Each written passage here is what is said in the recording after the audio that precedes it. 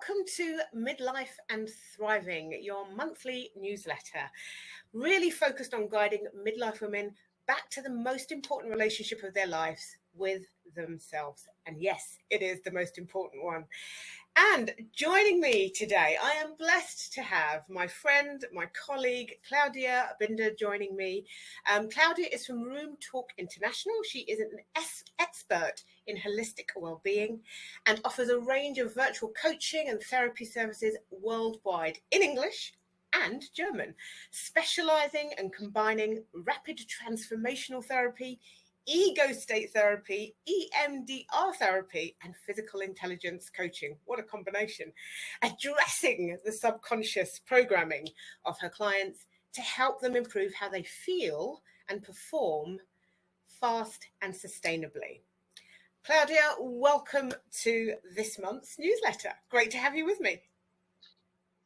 Yvonne, thank you so much for having me. It is a pleasure, and like I said before, the energy we share is giving me so much joy, and love to be here. Thank you. Yeah. Oh, and great to have you. Yeah. Great to have you. Thank you. So we're going to talk about this month's topic is all about the kind of nice girl myth, that story that we're told years and years and years ago about how important it is to be nice in every circumstance, nice to others, nice about how we go about things. Interestingly, though, I don't remember any conversation about being nice to ourselves, but that's like a whole other story. So I guess where I see this play out a lot, certainly with my clients, is that it comes through in this people-pleasing behavior. And sometimes it's just so deeply ingrained, it's like they're not even aware that it's coming through. And I just wondered, I can't say from a growing up perspective, certainly the way my parents brought me up, I don't really remember having that message put in my pathway. I'm sure it probably came up through other outlets like school and stuff, but certainly not from home. But what has your experience been, Claudia? Well, maybe I just start with my own example, with my own personal experience.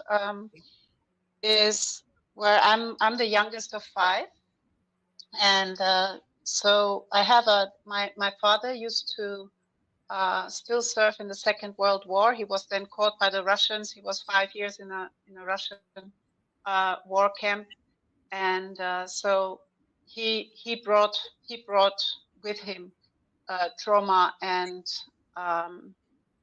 pain. And I have a sister who fell off a tractor when she was 2, and the hanger went over her legs. It's a really dramatic story. I'm sorry but I'm sure other people, I'm saying it because I'm sure other people have also all sorts of traumas as well in their families, maybe some big ones and some small ones, but they all affect also the nice girl approach or the nice girl programming which we all received. And then I had a brother who had a car accident when he was 12. He was knocked off a car, and so I grew up as the youngest within this family where I was never seen, I was never heard. I had to be nice. I could even, like there was so much moral injustice going on, because even if they did something wrong, I would not be allowed to speak back and say, hey, that's wrong, because you do not want to hurt their feelings, because they've been struggling through so much. And so it is this fear of speaking out. It is this fear of not belonging, because if you say the wrong thing, they might, send you to the room or whatever. It is this fear of failure. It is this fear of not being nice. It is this fear of not pleasing somebody. Supporting somebody is like, and there's a lot of pain accumulating inside. And the thing is, and that's why I do what I do, I suppose. The thing is that our subconscious mind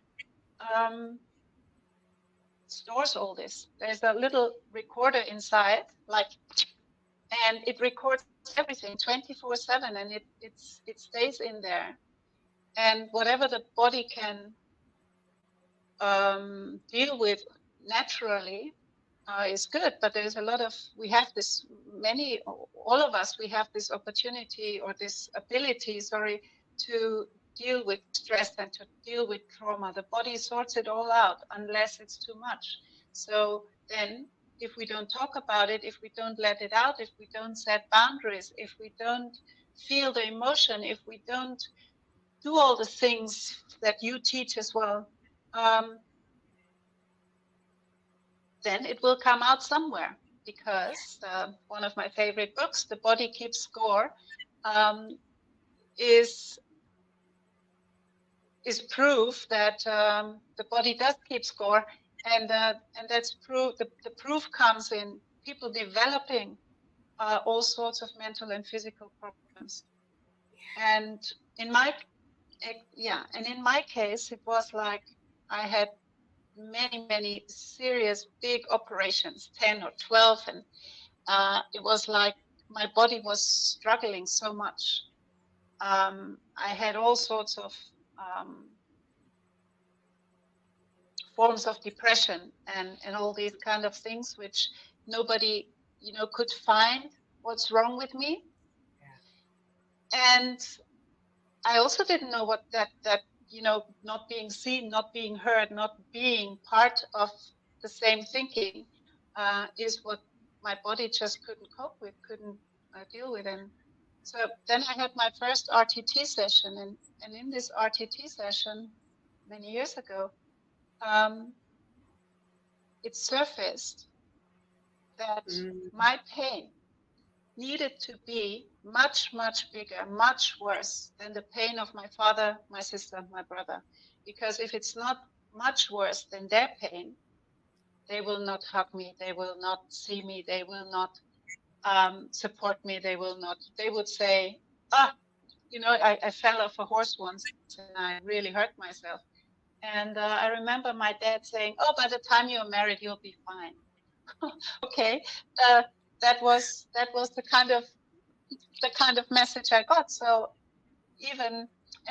what I'm trying to say is this: it took me the bigger part of my life to experience all this before I realized, hey, I need to change myself, and if I change myself, I need to change the way I feel and the way I think, because every thought you think creates a physical reaction. And when you always think in terms of can't be seen, can't be heard, have to be nice, have to be this, have to be that, you completely forget about yourself. That affects your relationship with your partner, relationship with your family, relationship with your friends, and your relationship with your colleagues and people who are coming into your world. So being a nice girl is not so nice when when it comes to all the restrictions that brings with it, and and all this fear which comes with it. So wow, that's a lot. And I think, gosh,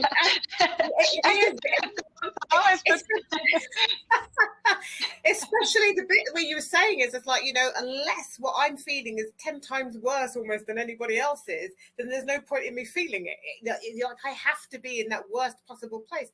That's like almost that is like manifesting the worst so that it can be worse. It's an understanding. And there's the thing, is understanding that we have that power to do that. And sorry to interrupt you here, but before I lose that thought, and exactly what you just said is true. You are looking for something that is worse. You are looking for serious stuff to make yourself seen and heard. And think about, like, if you know family constellation, and you know, there's always somebody who is also the rebel, and all these people who took on the role of the rebel in the family constellation, the family setting, they have a tough life, because a rebel always has the toughest life of all, I think, because you're always fighting for something that you know is there, but it was never available to yourself. And yeah. That's it's amazing. And actually, as I go back and think about myself, whilst I don't feel that the nice girl message necessarily reached me in through my parents, I think it was so normal in society anyway that it still reached me, because by the time I went into the workplace, I knew how to just turn up and be the nice girl. I knew how to do that. So even even without the home education element of it, I could still go and be and tick all the boxes and do all the yeses. Now there's a part of me that is naturally, I'm naturally high energy and joyful, and I love helping. But where that becomes unhelpful, I believe, is when that niceness, if you like, or all of those good things that are part of niceness, being kind, being thoughtful, are not turned back on self. It's like if you're just doing it and it's all going out there and none of it's coming here, then there's something wrong. And I've seen this time and time again. I've seen this in women who are incredibly successful in their careers. But the reason they're successful is because they pushed themselves to constantly tick every single box so that they can get that goal, but they are miserable here. Until they burn out. Yes. Yeah, absolutely. I give you another example, which just comes to my mind while you speak, because it's so, you're so spot on with what you're saying. You know, when I was a young girl, during my apprenticeship at Mercedes-Benz, I was a pretty girl, and I was like, I have good energy. I always had good energy. I've always been, in a way, very positive. And we had our head of accounting. He would not miss any opportunity to somehow touch me, or also my colleagues. Or, like when I had to come closer to him, he would, it was, I can't say I mean, nowadays is a different term. Nowadays it's sexual molesting, but those days, hey, I couldn't even tell my parents for a very long time that this guy is touching my bum, that this guy is touching my arm, that this guy is breathing into my neck and standing behind me on my chair. And because I was ashamed, because I thought if I tell my parents that what this guy is doing in the office, they would maybe blame me, or that I'm not being nice enough. And Yvonne, you know how much sexual abuse goes on because of being a nice girl? Yes. It's mind-blowing. And only when it came when I worked there, so only when I actually really freaked out at home at some point, which was not allowed because I was a nice girl, right? So you don't freak out. And I freaked out so badly. I threw such a tangent that my parents were both like, oh, now that must be true, because if he freaks out like that, something must be true. Even if it's not all, something must be true. And so my dad went into, because during apprenticeship, you don't want to lose your apprenticeship. It's like a big thing, because if you lose that, nobody else will employ you. So my dad went in, and he even got dressed up in all his Bavarian full kind of armor. And I heard the head of accounting saying to him, actually he tried to make me look a failure. And there was this woman who was the PA of our boss, and heard this as well, and she stood up and she opened the door and she said to my dad, sorry, Mr. Binder, what he just said is untrue. I always check what Claudia is doing, and there was no mistake. So he tried for me telling my parents now what's happening. So my dad finally stood up for me, went in, tried to defend me, and this guy's telling lies. And that's, I guess, still reality today, that things like that are happening. Yeah. And that was bad. And only when it came to the point that on New Year's, when we came back after the New Year's holiday, he really touched my colleague between her legs. And he was like, this guy was completely crazy. Only then the world started to listen, because then we called the police in, they took him out and all these kind of things. But yeah, that's another nice girl kind of issue. Yeah, and this is the issue with going down or getting trapped in that whole nice girl pattern, is that people will take advantage of that. People do take advantage of that even now, and you know, and things are stricter now, and you can call people out more now, but there's still lots of people who don't call things out, you know, for fear of losing their jobs, for fear of losing this, for fear, you know, there are lots of things that still happen with that fear hanging over. And that for me is like the very reason that this whole nice girl persona has to go. We can be kind, we can be empathetic, we can be generous, without allowing people to take advantage of us, without us not using our voice. Exactly, we can be nice if it feels good to be nice. I love to be nice sometimes, most of the time, but on my terms.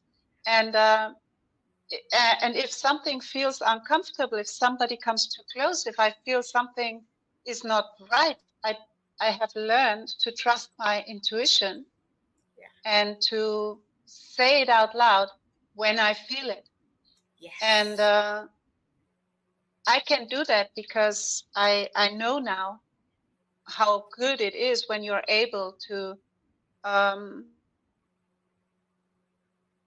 to just be yourself, to be the person you want, the woman you want to be, and understanding my programming, what actually damage it does. And I'm not saying I had bad parents, Yvonne, not at all. I love my parents. I love my dad, even though he said things like, when you get married, it will be over, or all this kind of nonsense, which they have which they learned as well from their parents, I guess. But when you realize the programming and how the programming ripples out into every corner of your life and being, then that's the point where you should sit down and do something. And absolutely, and address it and do something, because it, as you were talking then, it reminded me of one of my clients, and we were kind of working around physical intelligence and some positive intelligence as well. But one of the things that came up for her was that, you know, she was in a marriage where literally her husband's mother had almost enforced on her how she should be as the wife, and that the expectations and the way that she had treated her son, it was almost like, I'm passing the baton on to you and I expect you to do a good job. And she didn't even get it until we started coaching together, and she said, I just can't believe I've just allowed her to dictate to me how I need to show up.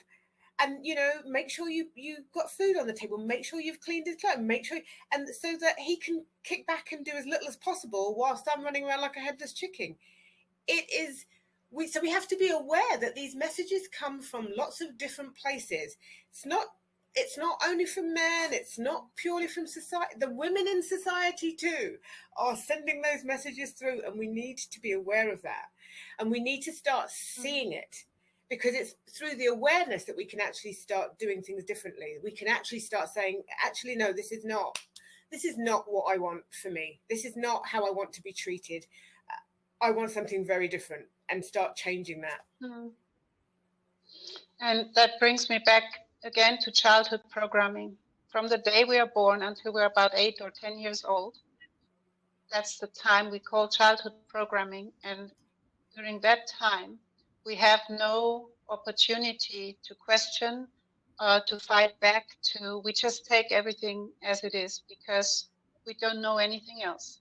And so these years they form our subconscious beliefs. You know, the iceberg where 5% of what comes above the surface, this is what our conscious mind is actually telling us to do, and the rest runs 95% subconsciously based on exactly those 8 or 10 years of our childhood.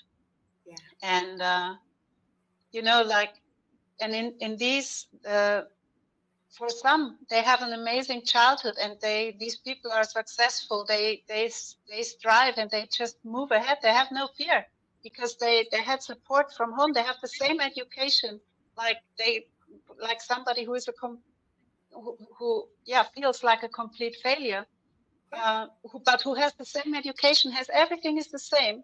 But why is one striving and one not? And the reason, Yvonne, is because the girl that is not striving might have had a parent who said, do as I say, but not as I do, because that's where so much conflict is created. You can see, hey, they're not doing it. They're fighting with each other. They're screaming at each other. They're really mad at each other. They're bad. They eat bad food. They drink alcohol. They do this. They do that.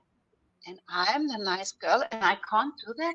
There's a conflict. And that conflict, which, you know, is inside you, isn't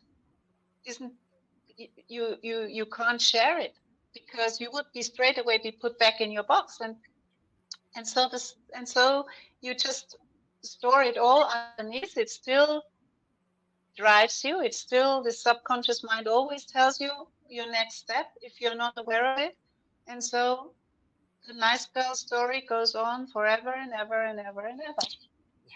And one of my clients, very smart woman, she came to me because she struggles so much with getting her business up and going, and with being seen, and with being, um, you know, heard, being seen and being heard. And during a session, we focused on that being seen and heard, and it turned out that she also had a mother who was narcissistic, but which makes it even worse, as you can imagine. But she was not allowed, the mother did not allow her to enjoy life, to be successful, to be seen, because the mother was worried that this will take the attention away from her. And so she controlled this whole beautiful woman for 50 years before she said, I can't believe it anymore. There must be a reason why I'm not successful. She's been, writing scripts and doing work for famous people. And it's always against the wind, always struggling, until she realized, hey, I'm not programmed. I'm not allowed to be seen and heard. And wow. I have to be nice. I have to say yes to anything that comes onto my plate, and I have to be grateful for it. Yeah. So subconscious beliefs are powerful. And and that's the thing, isn't it? They're so that because they're so deeply ingrained, there are just so many, and I'm going to say women, but people walking around not even knowing, not even aware that is that's the machine that's driving you. That's the machine. And I think if you're being successful, like if you're getting successes in your business, in your career, it almost blinds you a little bit more to it. But at the same time, I think that if you're having successes but you're not feeling joyful, then there's something not there's something there. There's something that needs to be looked at. Because if there's no joy in the success, then there's a problem. There is definitely something underneath the surface that needs attention. Exactly. I give you an example. I mean, like one of the things that could be under the surface, which one of my clients experience as well, because she makes a lot of money. So that's then also a nice girl, but she looks after the children. She makes sure everything in the house is done. Everything is done, plus her career, and because it's expected. It's expected that she's doing everything and he is only doing what men do. And I mean, I support. I'm not a feminist here, and I say because they also have their programming. That's why men are the way they are, because that's what they've been told. So we can't blame them. And sorry, all men, but the men were told to, you know, have a career and to provide, and women were told to stop their career when they have children. And but nowadays that programming doesn't work anymore, because times have moved on.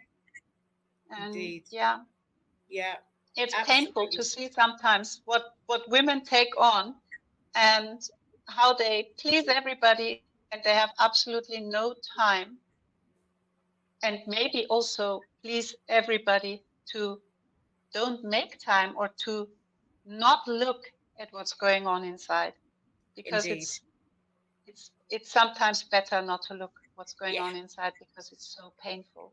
Yeah, absolutely. Sometimes, you know, and I totally agree with that, Claudia, because sometimes it almost feels easier to feel to be with where you are because you know it, than to, even if you have an inkling that this isn't right and something needs to change, but how am I going to cope with that change? Because that in and of itself can freak people out, you know. Whoa. Exactly. Yvonne, I love talking to you because it's just always like it just flows like that. But yeah, so why? So why are we not able to change? And that is very, very, very simple, because our brain wants us to stick with what is familiar.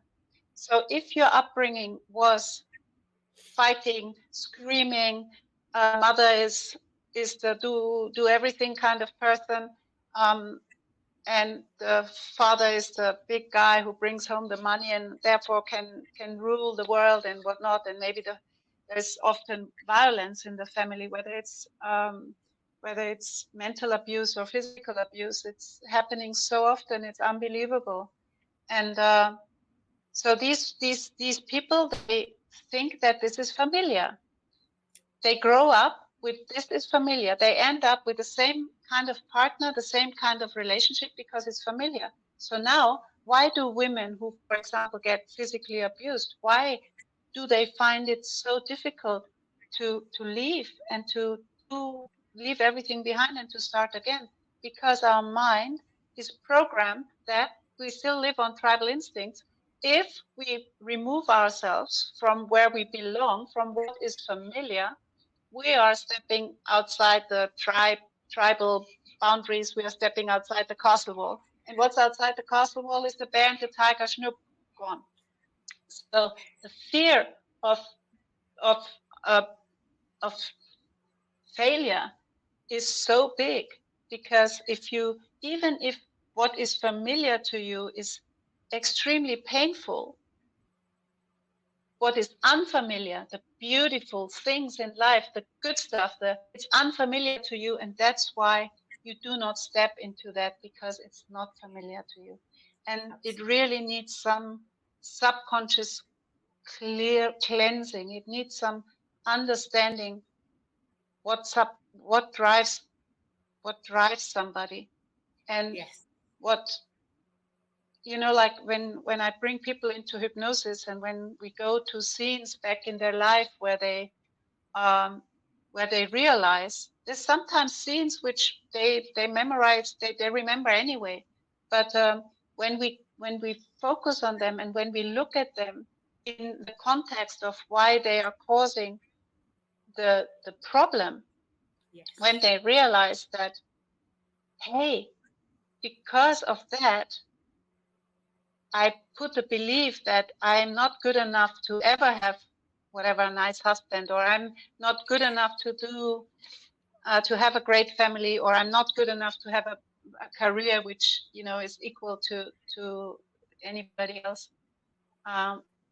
When these light bulbs go up during hypnosis, the subconscious mind goes like, yes, finally I can let go of this subconscious belief. And when you let go subconsciously from that familiar rubbish, then you're able to step forward, move into an open space. It's still scary, it's still unfamiliar, but once you made the first step, usually it is easier to see the other side. Yeah, absolutely. Oh my goodness, so much richness in there to think about. Okay, so as we bring this to a close, because I know that if given the opportunity, we'd be here for at least 3 hours. So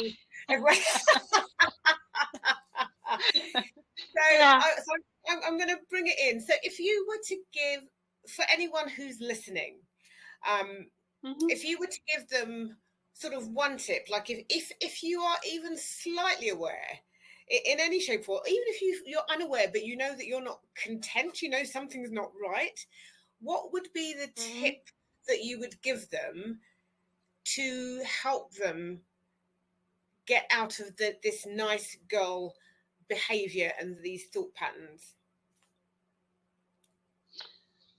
Okay, I think that because I'm also I look at things. I always look at things holistically, and I think that one of the best things is to prepare you physically and mentally for your change. And simple things like good breathing. Just start with breathing. Start building resilience in your bodies. Build a strong nervous system before you step into the change.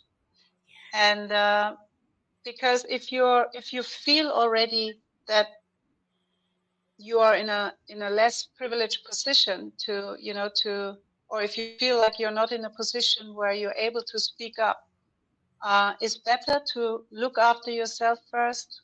Go for long walks, clear your mind, breathe, become aware or write down what are those things that really hurt you, and then move to the next step slowly, one by one. Maybe like we talked before also about atomic habits, add small habits into your routine. And when your body and your mind feel, okay, I can allow that, then it's so much easier to change. Yeah. Beautiful. That would be my tip. I love that. And that speaks so much into self-care, that, taking those little measured steps for yourself to strengthen yourself, to almost build that reserve within yourself. Because if you're depleted, it's difficult to go anywhere when you're depleted. You've got nothing in the bank. There's nothing there. My first company was called, exactly. My first company I opened in 2004 in Kuala Lumpur was called Health First. Your health is your power. And because if you're not healthy, there's nothing sorry, I can't find the right word now, but without your health, you can not move forward. Yes. And so self-care is something, you know how hard it is? Yvonne, do you know how hard it is to get people to self-care? Yes, I do. This is sometimes the biggest hurdle. But if my body feels good, if I feel rested, if my nervous system has time to digest and reset itself on a regular basis, I'm much more powerful in anything I do. Yeah. 100%. And it's all about understanding that mind body connection, because if you're taking those little bite-sized actions, you're replenishing yourself, you're getting more clarity in your mind. Listen, trying to sort out anything when your mind is kerfuddled and your nervous system is out the window, nothing can happen in that space. So your self-care is absolutely essential. And if you're struggling, then getting the support you need, someone who will help you embed those little steps, the kind of work that you do, the kind of work that I do, and that's not just about promoting our work, but understanding sometimes it's these little habit changes that you can manage that will help you get to that bigger place. Yes. And one more thing I want to say, what I also think can be extremely powerful is if you find your worst case scenario, if your mind is moving around a thought which is very, very painful, and you think that's what's going to happen, look at it again and see whether you can turn that thought into a best case scenario, because there's always something good in something bad. Choose the good and avoid any worst case scenario. If in the future we don't know, even if it happens, it destroys your whole happiness and your nervous system. So you can as well think about something positive. Absolutely. Beautifully said. Wonderful. Oh my goodness. Yeah. Claudia, as always, listen, it's always a joy speaking with you. I love our conversations always, and we should really record every conversation we have, because there's always golden nuggets coming out. Absolutely. Yeah, we should. Yeah. I always get a lot of joy out of talking with you. It's amazing. Yeah. Fantastic. Well, for those of you who have stayed tuned and listened to this, I hope that it has been useful. It's been supportive. At the bottom of this newsletter, you will find Claudia's contact details, what she does, how she can help you, mine also. So, if any of this resonates with you, then please reach out. Do not stay stuck. Do not think that you cannot reach out for help. Do not feel like you have to be an island. We all need support. And may I say, underline that, we all need support.